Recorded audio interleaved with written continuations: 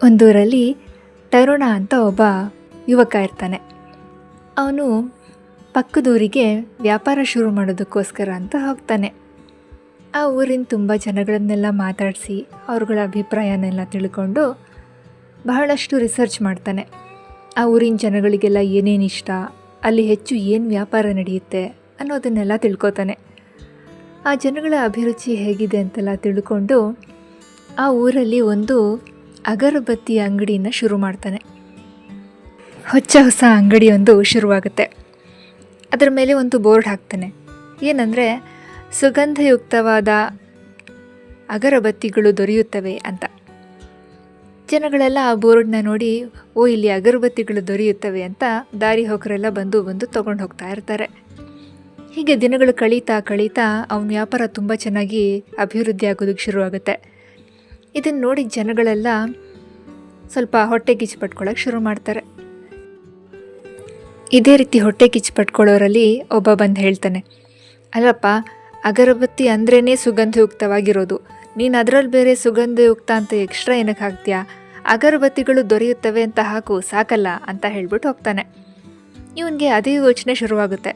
ಹೌದಲ್ಲ, ಅವನು ಹೇಳಿದ್ದು ಯಾಕೋ ಸರಿ ಅನಿಸ್ತಾ ಇದೆ ಅಂತ ಅಂದ್ಬಿಟ್ಟು ತಾನು ಮಾಡಿದ ರಿಸರ್ಚನ್ನೆಲ್ಲ ಬಿಟ್ಬಿಡ್ತಾನೆ. ಅದರಲ್ಲಿ ಇದ್ದಿದ್ದ ಆಲೋಚನೆಗಳು, ಜನಗಳ ಇಷ್ಟ ಕಷ್ಟನೆಲ್ಲ ಮರೆತುಬಿಟ್ಟು ಅವನೇನು ಮಾಡ್ತಾನೆ, ಸುಗಂಧಯುಕ್ತವಾದ ಅನ್ನೋದನ್ನು ತೆಗೆದುಬಿಟ್ಟು ಬರೀ ಅಗರಬತ್ತಿಗಳು ದೊರೆಯುತ್ತವೆ ಅಂತ ಹಾಕ್ಬಿಡ್ತಾನೆ. ಮತ್ತು ಇನ್ನಷ್ಟು ದಿನಗಳು ಕಳೀತಾ ಇನ್ನೂ ಅವನ ವ್ಯಾಪಾರ ಚೆನ್ನಾಗೇ ನಡೀತಾ ಇರುತ್ತೆ. ಆವಾಗ ಮತ್ತೊಬ್ಬ ವ್ಯಕ್ತಿ ಬರ್ತಾನೆ. ಬಂದ್ಬಿಟ್ಟು ಹೇಳ್ತಾನೆ, ಅಲ್ಲಪ್ಪ ನೀನು ಅಂಗಡಿಯಲ್ಲಿ ಇರೋದೇ ಅಗರಬತ್ತಿಗಳು, ನೀನು ಅಗರಬತ್ತಿಗಳು ದೊರೆಯುತ್ತವೆ ಅಂತ ಬೇರೆ ಏನಕ್ಕೆ ಬೋರ್ಡ್ ಹಾಕ್ಕೊಂಡಿದ್ಯಾ, ನೋಡಿದ್ರೆ ಗೊತ್ತಾಗಲ್ವಾ ಅಗರಬತ್ತಿಗಳೇ ದೊರೆಯೋದು ಅಂತ ಹೇಳ್ತಾನೆ. ಅವನು ಮತ್ತೆ ಅದನ್ನೇ ಯೋಚಿಸ್ತಾ ಹೌದಲ್ಲ ಅಂದ್ಬಿಟ್ಟು ಆ ಬೋರ್ಡನ್ನು ಕಿತ್ತಾಕ್ಬಿಡ್ತಾನೆ. ಈಗ ಹೊಸ ಬೋರ್ಡೊಂದು ಹಾಕ್ತಾನೆ. ಬರೀ ದೊರೆಯುತ್ತವೆ ಅಂತ ಮಾತ್ರ ಹಾಕ್ಕೊಂಡಿರ್ತಾನೆ. ಈ ಬೋರ್ಡನ್ನು ನೋಡ್ತಾ ಜನಗಳೆಲ್ಲ ಏನಿದು ಬರೀ ದೊರೆಯುತ್ತವೆ ಅಂತ ಇದೆಯಲ್ಲ ಅಂತ ಅಂದ್ಕೊಂಡು ಹಾಗೆ ಸುಮ್ಮನೆ ನಡ್ಕೊಂಡು ಹೊರಟೋಗ್ತಾ ಇರ್ತಾರೆ. ಇವನು ಅಂಗಡಿ ಒಳಗಡೆ ಯಾರೂ ಬರ್ತಾನೆ ಇರಲ್ಲ. ಇವನು ಹೀಗೆ ಯೋಚನೆ ಮಾಡ್ತಾ ಕೂತಿರ್ಬೇಕಾದ್ರೆ ಮತ್ತೊಬ್ಬ ಬರ್ತಾನೆ. ಬಂದ್ಬಿಟ್ಟು ಯಾಕಪ್ಪ ಈ ರೀತಿ ಬೇಜಾರಾಗಿ ಕೂತಿದ್ಯಾ ಅಂತ ಕೇಳ್ತಾನೆ.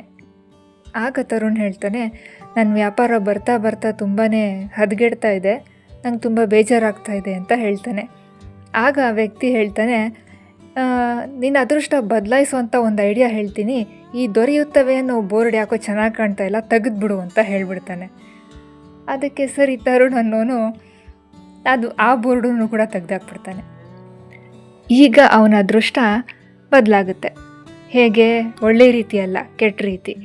ಅವನ ವ್ಯಾಪಾರ ಸಂಪೂರ್ಣವಾಗಿ ಹಾಳಾಗಿ ಹೋಗ್ಬಿಡುತ್ತೆ. ದೂರದಿಂದ ನೋಡ್ತಾ ಇದ್ದವರು ಜನಗಳು ಯಾರೂ ಅವನ ಅಂಗಡಿ ಹತ್ರನೇ ಬರ್ತಾ ಇರಲ್ಲ. ಯಾಕಂದರೆ ಅಲ್ಲಿ ಏನು ದೊರೆಯುತ್ತವೆ ಅಂತ ಬೋರ್ಡೇ ಇಲ್ವಲ್ಲ. ಹಾಗಾಗಿ ಜನಗಳಿಗೆ ಆ ಅಂಗಡಿಯಲ್ಲಿ ಏನು ಸಿಗುತ್ತೆ ಅಂತಲೇ ಗೊತ್ತಾಗ್ತಾ ಇರಲ್ಲ. ಅವನ ವ್ಯಾಪಾರ ಸಂಪೂರ್ಣವಾಗಿ ನಿಂತೇ ಹೋಗುತ್ತೆ. ಒಬ್ಬರು ಕೂಡ ಅಂಗಡಿ ಕಡೆ ತಲೆನೇ ಹಾಕ್ತಾ ಇರಲ್ಲ. ಅವನು ಖರ್ಚು ಮಾಡಿದಂತಹ ದುಡ್ಡು, ಅವನ ಶ್ರಮ ಎಲ್ಲನೂ ಈ ರೀತಿ ವೇಸ್ಟ್ ಆಗ್ತಾ ಇರೋದನ್ನ ನೋಡಿ ಅವನಿಗೆ ಮನಸ್ಸಿಗೆ ತುಂಬಾ ಬೇಜಾರಾಗೋಗುತ್ತೆ. ಅವನು ಇನ್ಮೇಲೆ ಈ ವ್ಯಾಪಾರನೇ ಬೇಡ ಅಂತ ಹೇಳಿ ಬೇಜಾರು ಮಾಡಿಕೊಂಡು ಆ ಅಂಗಡಿಗೇ ಬೆಂಕಿ ಇಟ್ಬಿಡ್ತಾನೆ. ಆ ಬೆಂಕಿ ದಗ ಅಂತ ಉರಿತಾ ಇರುತ್ತೆ.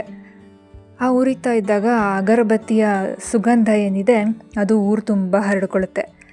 ಆಗ ಅಲ್ಲಿರೋ ಎಲ್ಲ ಜನಗಳಿಗೂ ಗೊತ್ತಾಗುತ್ತೆ ಈ ಅಂಗಡಿಯಲ್ಲಿ ಸುಗಂಧಯುಕ್ತವಾದ ಅಗರಬತ್ತಿಗಳು ದೊರೆಯುತ್ತವೆ ಅಂತ.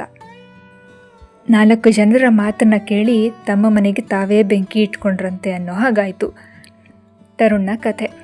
ಈ ರೀತಿ ಆಗಬಾರ್ದು ಅನ್ನೋದಾದರೆ ಆ 4 ಜನ ಯಾರಿದ್ದಾರೆ ಹೊಟ್ಟೆ ಕಿಚ್ಚಿನಿಂದ ಸಲಹೆ ಕೊಡೋರು, ಅವ್ರ ಮಾತುಗಳನ್ನು ಯಾವತ್ತೂ ನಿರ್ಲಕ್ಷ್ಯ ಮಾಡಬೇಕು. ನಮ್ಮ ನಿಲುವೇನಿದೆ ಅದರ ಪ್ರಕಾರನೇ ನಾವು ನಡಿಬೇಕು. ನಮ್ಮ ಬಹಳಷ್ಟು ವರ್ಷದ ಶ್ರಮ ಏನಿದೆ, ನಮ್ಮ ರಿಸರ್ಚ್ ಏನಿದೆ, ಅದರ ರಿಸಲ್ಟನ್ನು ನಾವು ಹೆಚ್ಚಾಗಿ ನಂಬಬೇಕೇ ಹೊರತು ಮತ್ತೊಬ್ಬರ ಮಾತನ್ನು ಅಲ್ಲ ಅನ್ನೋದು ಈ ಕಥೆಯ ನೀತಿ. ಈ ಕಥೆ ಇಷ್ಟ ಆಗಿದ್ದರೆ ಲೈಕ್ ಮಾಡಿ, ಶೇರ್ ಮಾಡಿ ಮತ್ತು ಚಾನಲ್ನ ಸಬ್ಸ್ಕ್ರೈಬ್ ಮಾಡೋದನ್ನು ಮಾತ್ರ ಮರಿಬೇಡಿ. ಇದು ನಿಮ್ಮ ಕಿನ್ನರ ಲೋಕ ಯೂಟ್ಯೂಬ್ ಚಾನಲ್. ಮತ್ತೆ ಸಿಗೋಣ ಮತ್ತೊಂದು ಕಥೆಯೊಂದಿಗೆ. ನಮಸ್ಕಾರ.